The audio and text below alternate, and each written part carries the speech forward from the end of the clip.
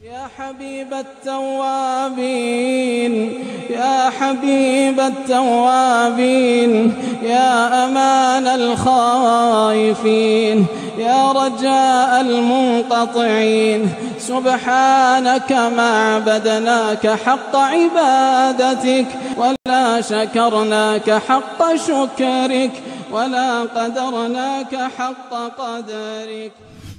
अगर कोई तुमको गाली भी दे तो तुम गाली का जवाब गाली से मत दो। बेहुदा बातें न करो, गुनाह की बातें न करो, शहवानी बातें, सेक्सुअल बातें, इस तरह की बातें न करो।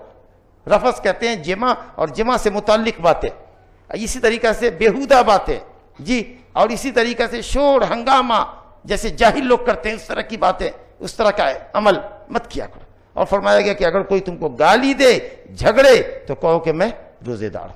दो फायदा होगा, एक तो सामने वाला समझेगा कि तुम क्यों इतना बढ़ चढ़ के बोल रहे हो, तुम्हें अल्लाह का डर नहीं है, या तो तुम रोजेदार नहीं हो, या अगर रोजेदार हो तो अपने रोजे को समझ नहीं रहे हो।